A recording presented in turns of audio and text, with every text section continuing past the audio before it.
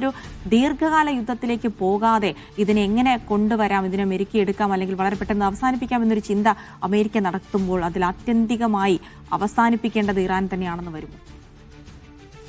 അതായത് ഇതിനകത്ത് ഇപ്പൊ നോക്കൂ, താങ്കൾ സൂചിപ്പിച്ചതുപോലെ ഗൾഫ് മേഖലയിൽ നിന്നുള്ള വലിയൊരു സമ്മർദ്ദം പ്രസിഡന്റ് ട്രംപ് നേരിടുന്നുണ്ട്. അതോടൊപ്പം തന്നെയാണ് അമേരിക്കയിലെ പബ്ലിക് ഒപ്പീനിയൻ. ഇപ്പോഴത്തെ, അതായത് ഇറാഖ് അധിനിവേശത്തിൽ നിന്നും അഫ്ഗാൻ അധിനിവേശത്തിൽ നിന്നൊക്കെ വ്യത്യസ്തമായി വളരെ ഡിവൈഡഡ് ആയിട്ടുള്ള ഒരു പബ്ലിക് ഒപ്പീനിയനാണ് ഈ ഇറാന് നേരെയുള്ള ആക്രമണത്തിൽ അമേരിക്ക അഭിമുഖീകരിക്കുന്നത്. പ്രത്യേകിച്ച് കഴിഞ്ഞ അദ്ദേഹത്തിന്റെ സ്പീച്ചിൽ, ഏറ്റവും പ്രധാനപ്പെട്ട ട്രംപ് നടത്തിയ ആ സ്പീച്ചിന്റെ സന്ദർഭത്തിൽ പ്രത്യേകമായി ഡെമോക്രാറ്റ് സെനറ്റുകളും കോൺഗ്രസ് അംഗങ്ങളും ഒക്കെ അതിശക്തമായി ആവശ്യപ്പെട്ടത് ഇറാനെതിരെയുള്ള ഈ ആക്രമണത്തിനൊരു ന്യായീകരണം, കൃത്യമായ ഒരു ജസ്റ്റിഫിക്കേഷൻ പ്രസിഡന്റ് സമർപ്പിക്കണമെന്നാണ്. പക്ഷെ അതിന് അദ്ദേഹം മുതിർന്നിട്ടില്ല.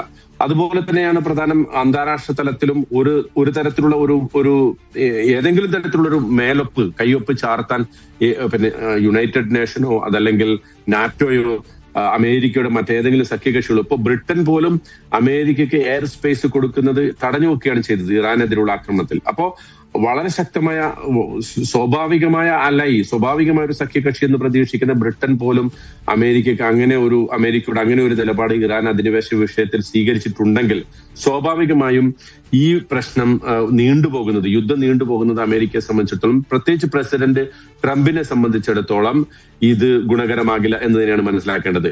എന്നല്ല, അമേരിക്കയിലെ നല്ലൊരു വിഭാഗം ആളുകൾ വിശ്വസിക്കുന്നത് ഇത് അമേരിക്ക ഇസ്രായേലിന് വേണ്ടി നടത്തുന്ന യുദ്ധമാണ്. പ്രത്യേകിച്ച് ഇസ്രായേൽ ഫസ്റ്റ് എന്ന് പറയുന്ന ഒരു പോളിസിയെ ഇപ്പോൾ അമേരിക്കൻ ജനത അതിശക്തമായി എതിർത്തുകൊണ്ടിരിക്കുന്നു.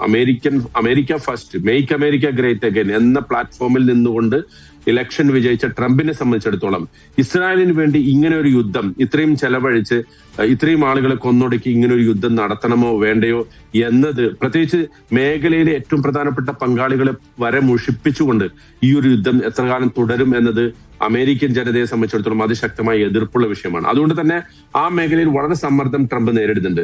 മേഖലയിലെ സമ്മർദ്ദം അതിന് പുറമെ അന്താരാഷ്ട്ര തലത്തിലുള്ള സമ്മർദ്ദവും പുറമെ റഷ്യയും ചൈനയും അതിശക്തമായിട്ട് ഒരു വെടിനിർത്തൽ എത്രയും പെട്ടെന്ന് വേണമെന്ന് ആവശ്യപ്പെട്ടിരുന്നു. ഇതിനൊക്കെ മറികടന്നുകൊണ്ട് ഈ യുദ്ധം മുന്നോട്ട് കൊണ്ടുപോയി റെജിം ചേഞ്ച് എന്ന് പറയുന്ന അവസാനത്തെ ലക്ഷ്യം നേടിയെടുത്തിട്ട് യുദ്ധം അവസാനിക്കൂ എന്നതാണ് ട്രംപിന്റെ തീരുമാനമെങ്കിൽ അതൊരിക്കലും ആ അർത്ഥത്തിൽ പെട്ടെന്ന് അവസാനിക്കുന്ന ഒരു യുദ്ധമായിരിക്കില്ല, മറിച്ച് വളരെ നീണ്ട ഒരു യുദ്ധമായിരിക്കും. ആ നീണ്ട യുദ്ധം എത്രത്തോളം നീളുന്നുവോ അത്രത്തോളം ട്രംപ് പ്രതിസന്ധിയിലാകും എന്ന് തന്നെയാണ് മനസ്സിലാക്കേണ്ടത്. ഇറാന്റെ കുറച്ച് ആളുകളെ കൊന്നൊടുക്കിയത് കൊണ്ട് മാത്രം യുദ്ധലക്ഷ്യം നേടി എന്ന് ട്രംപിന് പറയാൻ സാധ്യമല്ല.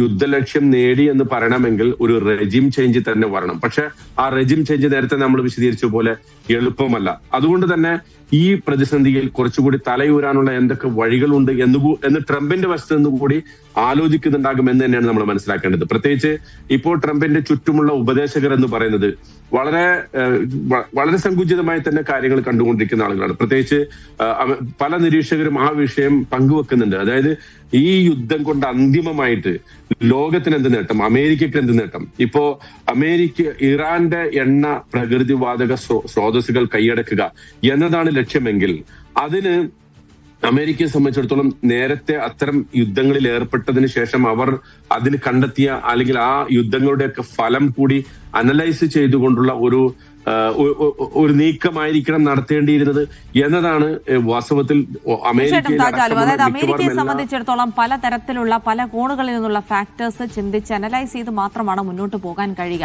സാധാരണഗതിയിൽ നമ്മൾ പറയാറുണ്ട്, ഒരു യുദ്ധമാർക്കും വലിയ നേട്ടങ്ങൾ ഉണ്ടാക്കുന്നില്ല, എല്ലാവർക്കും നാശങ്ങൾ മാത്രമാണ്. പക്ഷേ ഇവിടെ എടുത്ത് പരിശോധിക്കുകയാണെങ്കിൽ ഈ യുദ്ധം കൊണ്ട് അമേരിക്കയെ കൂടെ ഈ വാർമുഖത്തേക്ക് എത്തിക്കുന്നതിൽ നേട്ടമുണ്ടാക്കിയ ഒരേ ഒരു രാജ്യം എന്ന് പറയുന്നത് ഇസ്രായേലാണ്. ഇസ്രായേലിനെ സംബന്ധിച്ചിടത്തോളം ആ മേഖലയിൽ ഇറാൻ മാത്രമായിരുന്നു ഒരു എതിർത്തുനിൽപ്പ് അല്ലെങ്കിൽ ഒരു ചെറുത്തുനിൽപ്പ് നടത്തിയിരുന്നത്. അപ്പോൾ ഇസ്രായേലിനെ സംബന്ധിച്ചിടത്തോളം ഇറാൻ എന്നൊരു ശക്തി, ആയത്തുള്ള അലി ഖമേനി എന്ന ആൾ കൂടെ അവിടെ വീഴുന്നതോടുകൂടി സ്വാഭാവികമായിട്ടും ആ മേഖലയിലൊരു അപ്രമാദിത്വം വളരെ നാളുകളായി ഇസ്രായേൽ അനുഭവിച്ചു വരുന്ന ചില പ്രശ്നങ്ങൾക്ക് ഒരു പരിഹാരമാണ്. അങ്ങനെയാണെങ്കിൽ ഈ ഒരു സംഘർഷത്തിൽ അമേരിക്കയെ ഇവിടെ എത്തിക്കാൻ കഴിഞ്ഞു, യുദ്ധമുഖത്തേക്ക് കൊണ്ടുവരാൻ കഴിഞ്ഞു എന്നുള്ളത് ഇസ്രായേലിന്റെ ഒരു വലിയ വിജയമാണ്. ഇസ്രായേലിന്റെ ആസൂത്രണങ്ങൾ അതേപടി നടപ്പാകുന്നു. ഇസ്രായേലാണ് ആത്യന്തികമായി ഇവിടെ നേട്ടമുണ്ടാക്കുന്നത്. അതെ, അതിൽ സംശയമില്ല. ഇസ്രായേലാണ് അമേരിക്കയെ ഈ യുദ്ധത്തിലേക്ക് എത്തിച്ചത്. ഇപ്പൊ നോക്കൂ, ഈ മിക്കവാറും ഈ മിഡിൽ ഈസ്റ്റിലെ ഇത്തരം കാര്യങ്ങൾ വിശകലനം ചെയ്യുന്ന മിക്കവാറും എല്ലാ രാഷ്ട്രീയ നിരീക്ഷകരും പറഞ്ഞിരിക്കുന്നത് ഇത് ഇസ്രായേലിന് വേണ്ടി അമേരിക്ക നടത്തുന്ന യുദ്ധമാണ് എന്ന് പറഞ്ഞാൽ ഇസ്രായേലിന്റെ നേരത്തെയുള്ള ഗ്രേറ്റർ ഇസ്രായേൽ എന്ന് പറയുന്ന പ്രൊജക്ട് അത് നടപ്പാക്കണമെങ്കിൽ ഇവിടെയുള്ള ഏതെല്ലാം പൊട്ടൻഷ്യൽ ത്രെട്ട് ഇസ്രായേലിനുണ്ടോ അത് ഒക്കെ ഇല്ലായ്മ ചെയ്യേണ്ടത് ഇസ്രായേലിന്റെ ആവശ്യമാണ്. പക്ഷേ ഇത്തരത്തിലുള്ള നീക്കങ്ങളിലൂടെ അന്തിമമായി മിഡിൽ ഈസ്റ്റിനെ കയ്യിലാക്കാനും ഒരു ന്യൂ മിഡിൽ ഈസ്റ്റ് ഇപ്പോ പിന്നെ ഇസ്രായേലിന്റെ മുൻ പ്രതിരോധ മന്ത്രി യുവോൻ ഗാലന്റ് അദ്ദേഹം നേരത്തെ പറഞ്ഞത് അടുത്ത കുറച്ച് ആഴ്ചകൾ വരുന്ന ഒരുപാട് നൂറ്റാണ്ടുകൾ അല്ലെങ്കിൽ ദശകങ്ങളിലേക്ക് ഈ മിഡിൽ ഈസ്റ്റിന്റെ ഭാവിയെ മാറ്റിമറിക്കുന്ന സംഗതിയായിരിക്കും. അത് നേരത്തെ തന്നെ നെതന്യാഹു പറഞ്ഞുകൊണ്ടിരിക്കുന്ന ഒരു സംഗതിയാണ്, ഒരു പുതിയ മിഡിൽ ഈസ്റ്റ് എന്ന് നിരന്തരം അദ്ദേഹം പറഞ്ഞുകൊണ്ടിരിക്കുന്നു. പക്ഷെ ഇവിടെ നമ്മൾ മനസ്സിലാക്കേണ്ടത് യുദ്ധങ്ങൾ പലപ്പോഴും യുദ്ധം പ്ലാൻ ചെയ്യുന്നവരുടെ അജണ്ടയ്ക്കനുസരിച്ചും അവരുടെ വിഷൻ അനുസരിച്ചും ആയിരിക്കില്ല പല യുദ്ധങ്ങളും മുന്നോട്ട് നീങ്ങുന്നത്. അതിനുശേഷം യുദ്ധാനന്തരം ഉണ്ടാകുന്ന ചേഞ്ചുകൾ അത് നിയന്ത്രിക്കാൻ ഈ യുദ്ധം പ്ലാൻ ചെയ്യുന്ന ആളുകൾക്ക് സാധിച്ചുകൊള്ളണമെന്നില്ല എന്നതാണ് വാസ്തവം. പ്രത്യേകിച്ച് ഇസ്രായേലിനെ സംബന്ധിച്ചിടത്തോളം ഒരു അന്താരാഷ്ട്ര പബ്ലിക് ഒപ്പീനിയൻ വളരെ പ്രധാനപ്പെട്ടതാണ്. ആ പബ്ലിക് ഒപ്പീനിയൻ പൂർണ്ണമായിട്ടും ഇസ്രായേലിനെതിരെ തിരിയുന്ന ഒരു അവസ്ഥയാണ് ഇത്തരം യുദ്ധങ്ങൾ കൊണ്ടൊക്കെ ഉണ്ടാകുന്നത്. പ്രത്യേകിച്ച് ഗസയിലെ ആ ജനസൈഡ് വംശഹത്യ കഴിഞ്ഞ 2.5 വർഷമായി തുടരുന്ന ഇസ്രായേലിനെ സംബന്ധിച്ചിടത്തോളം അന്താരാഷ്ട്ര തലത്തിൽ ഒരു നിലക്കും ഒരു സ്വീകാര്യതയില്ലാത്ത, പ്രത്യേകിച്ച് നെതന്യാഹുവിനെ നോക്കൂ നിങ്ങൾക്ക്, അദ്ദേഹത്തെ പല രാജ്യങ്ങളിലും ഇപ്പോൾ അദ്ദേഹത്തിന് പോകാൻ സാധ്യമല്ല. അന്താരാഷ്ട്ര യുദ്ധ കുറ്റവാളിയായി പ്രഖ്യാപിക്കപ്പെട്ടിരിക്കുന്നു. പക്ഷെ അദ്ദേഹത്തെ സംബന്ധിച്ചിടത്തോളം ഈ യുദ്ധം ഒരു പേഴ്സണൽ രാഷ്ട്രീയ നിലനിൽപ്പിന്, അദ്ദേഹത്തിന്റെ വ്യക്തിപരമായ രാഷ്ട്രീയ നിലനിൽപ്പിന് അത്യാവശ്യമാണ്. എന്ന് പറഞ്ഞാൽ എപ്പോ ഇസ്രായേലിന്റെ അധികാരം അദ്ദേഹം കൈയൊഴിയുന്നുവോ അപ്പോ അദ്ദേഹം അവിടുത്തെ അഴിമതി കേസിലും അതുപോലെ തന്നെ നീതിന്യായ നിർവഹണത്തെ തടസ്സപ്പെടുത്തിയ കേസിലുമൊക്കെ വിചാരണ നേരിടാനിരിക്കുന്ന ആളാണ്. അപ്പൊ ഏതെങ്കിലും തരത്തിൽ യുദ്ധം ഉണ്ടായിക്കൊണ്ടേയിരിക്കുക, അത് ഒന്നുകിൽ രാജ്യത്തിന്റെ തൊട്ടടുത്തുള്ള ഗസ പോലുള്ള വളരെ ദുർബലമായ പ്രദേശങ്ങൾക്ക് നേരെ വംശഹത്യ അടക്കമുള്ള ആക്രമണങ്ങൾ അഴിച്ചുവിട്ട്, അല്ലെങ്കിൽ ഇറാനെ പോലുള്ള ലബനാനിൽ സിറിയയിലുമൊക്കെ ഇടയ്ക്കിടെ ആക്രമണങ്ങൾ നടത്തിക്കൊണ്ട് ഒരു യുദ്ധാന്തരീക്ഷം സൃഷ്ടിച്ചുകൊണ്ട് മുന്നോട്ട് പോവുക എന്നതാണ് നെതന്യാഹുവിന്റെ എല്ലാ കാലത്തുമുള്ള ഒരു അജണ്ട. അപ്പൊ ആ അജണ്ടയ്ക്ക് അമേരിക്ക വഴങ്ങി എന്നുള്ളത് വാസ്തവത്തിൽ പ്രസിഡന്റ് ട്രംപ് അതിന് പൂർണ്ണമായും വഴങ്ങിക്കൊടുത്തു എന്നുള്ളത് അമേരിക്കയിലും ഇസ്രായേലിന്റെ അകത്ത് തന്നെയും ഈ വരുന്ന ദിവസങ്ങളിൽ ചർച്ചയാകുന്ന വിഷയങ്ങളാണ്. അതുകൊണ്ട് തന്നെ ഈ യുദ്ധത്തിൽ ഇസ്രായേൽ നേട്ടമുണ്ടാക്കുന്നത് ഉണ്ടെങ്കിൽ അത് താൽക്കാലികമായ നേട്ടം മാത്രമായിരിക്കും. ലോങ് റണ്ണിൽ അത് ഇസ്രായേലിനും അമേരിക്കയ്ക്കും ദോഷകരമായി ബാധിക്കും. ലോകത്തിന് തന്നെയും ഇത്രമാത്രം ഒരു സാമ്പത്തിക പ്രശ്നം. ഇപ്പൊ നോക്കൂ, ഇറാനെ സംബന്ധിച്ചിടത്തോളം ഇപ്പോഴും അവരുടെ നാവിക ശക്തി വളരെ ഇൻടാക്ട് ആണ്, അതിനൊരു കുഴപ്പവും സംഭവിച്ചിട്ടില്ല. അവർ വിചാരിച്ചാൽ ഹോർമുസ് കടലിടുക്ക് ബ്ലോക്ക് ചെയ്യാൻ സാധിക്കും. ഹോർമുസ് കടലിടുക്ക് ബ്ലോക്ക് ചെയ്യുക എന്ന് പറഞ്ഞാൽ ലോകത്തിന്റെ 20% എണ്ണ വ്യാപാരം അതിന്റെ ഒരു നാഡീഞരമ്പാണ് ഹോർമുസ് കടലിടുക്ക്.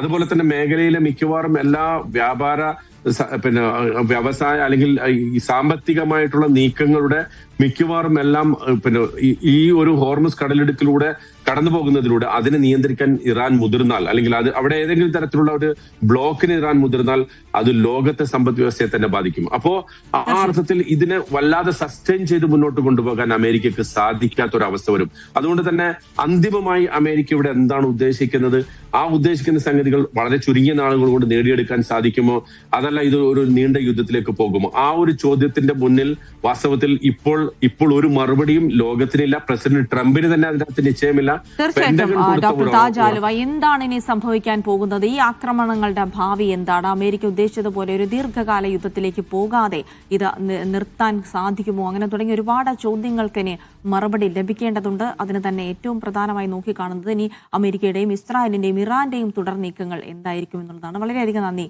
ഡോക്ടർ താജ് ആലുവ, ഈ അവസരത്തിൽ താങ്കളുടെ വിലയേറിയ അഭിപ്രായങ്ങളും പ്രതികരണങ്ങളും ലഭ്യമാക്കിയതിന്. എന്തായാലും ഈ ഒരു ആക്രമണത്തിന്റെ ബാക്കി പത്രം എന്തായിരിക്കും? ആയത്തുള്ള അലി ഖാംനയുടെ കൊലപാതകം അതൊരു നിർണായക ടേണിംഗ് പോയിന്റായി ആക്രമണങ്ങളിൽ മാറുമോ? ഇറാൻ കീഴടങ്ങുമോ? അത് അതിശക്തമായി ഇതിനൊരു പ്രതികാര നടപടിയുമായി മുന്നോട്ട് വരുമോ? അങ്ങനെയാണെങ്കിൽ പശ്ചിമേഷ്യ ഇനിയും ഭയപ്പെടേണ്ടതില്ലേ? ഈ യുദ്ധം അവസാനിപ്പിക്കാൻ, ഈ ആക്രമണം അവസാനിപ്പിക്കാൻ എന്ത് ഫോർമുലയാണ് അമേരിക്കയുടെ കയ്യിലുള്ളത്? അങ്ങനെ ഒരുപാട് ഉത്തരം കിട്ടാത്ത ചോദ്യങ്ങൾ കൂടിയുണ്ട്. അതാണ് വളരെ സാഹൂതം നോക്കുന്നത്. എന്ത് സംഭവിക്കുമെന്ന ഭയാശങ്കകളോടെ ലോകവും നോക്കിയിരിക്കുകയാണ്.